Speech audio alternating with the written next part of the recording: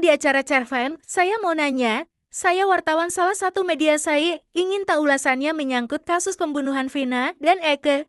Apa pendapat Abang terhadap ayah korban Ibtu Rudiana Bulia terkesan sangat tidak kooperatif dalam pengungkapan kasus ini? Terima kasih Bang. Dan pemahaman saya setelah menganalisa dan mengumpulkan semua informasi yang saya dapatkan bahwa pemeriksaan terhadap kedua korban itu dilakukan pada 27 sampai 28 Agustus 2016. Dari hasil pemeriksaan yang dilakukan oleh dokter umum pada 2 hari tersebut, memang tidak ada ditemukan bahwa adanya luka penusukan pada kedua tubuh korban.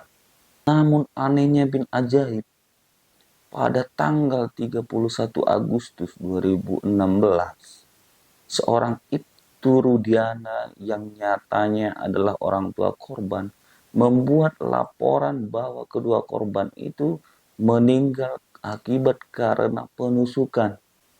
Diperiksa oleh dokter spesialis forensik. Dokter spesialis forensik setelah melakukan autopsi, hasil autopsi yang dilakukan oleh dokter forensik pun menyimpulkan pada tubuh Eki tidak ada ditemukannya bekas luka tusukan. Yang ada adalah trauma benda tumpul. Selanjutnya, pada tubuh almarhum Vina memang ditemukannya luka benda tajam dan luka trauma benda tumpul. Tapi luka benda tajam itu pun bukanlah sebuah tusukan, melainkan sebuah sayatan yang ada di telapak tangannya sebelah kiri dan juga pipi. Alhasil sesungguhnya masuk akal kalau kita bertanya-tanya, apakah itu Rudiana sudah sengaja membuat laporan palsu pada tanggal 31 Agustus 2016. Kalau Ibtu Rudiana diklaim sudah membuat laporan palsu, bukankah di negara kita itu merupakan sebuah pelanggaran hukum? Seharusnya dia bisa dipidana kalau memang itu nyata terbukti bahwa laporannya itu adalah palsu. Karena sebaliknya, pada tanggal 27 Agustus sampai 28 Agustus, dokter tidak ada menyimpulkan bahwa mayat kedua korban itu dinyatakan meninggal karena tusukan. Tapi tanggal 31 Agustus, justru itu Rudiana menyebutkan dalam laporannya bahwa kedua korban ini meninggal karena ini semestinya disikapi oleh Polri menanggapi kemungkinan terhadap pelanggaran pidana pasal 20 KUHP yang menyangkut tentang laporan palsu. Sekali lagi, itu merupakan sebuah pidana.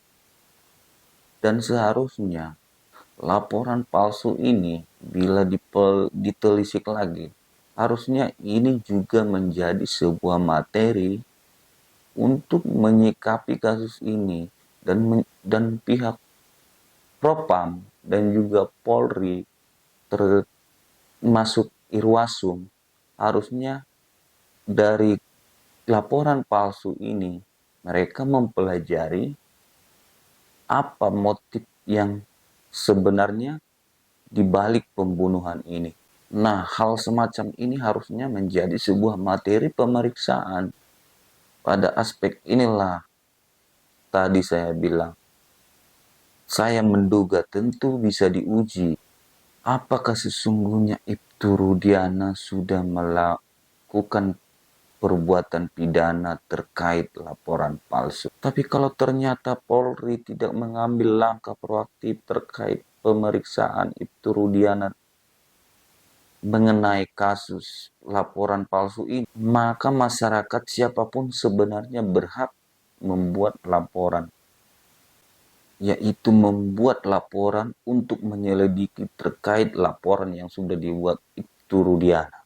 Pada sisi lain, saya khawatir laporan Ibtu Rudiana yang menyebut-nyebut bahwa korban meninggal karena ditusuk. Dan kita ketahui juga yang melakukan penyelidikan, pengungkapan, dan penyelesaian kasus ini pada tahun 2016 adalah dari Satuan Kasatres Narkoba Cirebon. Nah, sangatlah mungkin bahwa laporan yang dibuat Ibtu Rudiana ini, skala itu, menjadi framing ataupun arahan bagi para bawahannya yang melakukan penyelidikan kasus ini pada waktu itu untuk melakukan pengungkapan kasus dengan mindset tanda petik bahwa korban ini meninggal karena tusukan. Dengan kata lain, sebenarnya saya was-was. Penyelidikan waktu itu sudah dilakukan dengan a priori, dengan asumsi bahwa mereka-mereka inilah yang sudah melakukan penusukan pada kedua korban. Dan mereka melakukan penyidikan pada tersangka dengan mindset, dengan pemikiran, dengan asumsi sesuai dengan laporan yang dibuat oleh Ibtu Rudiana bahwa mereka-mereka inilah yang sudah spesifik melakukan pembunuhan dengan cara menusuk kepada kedua korban. Oke rekan-rekan, begitulah ulasan yang dapat saya sampaikan pada kesempatan ini. Dan jangan lupa tetap dukung channel ini untuk subscribe dan juga nyalakan tombol loncengnya. Karena saya di sini akan selalu memberikan ulasan-ulasan yang lebih mendalam terhadap berita viral yang ada di semua platform media. Kita akan ulas lebih dalam lagi. Tetap dukung saya Pendi, mohon pamit undur diri. Terima kasih sudah menonton. Sampai ketemu di episode selanjutnya.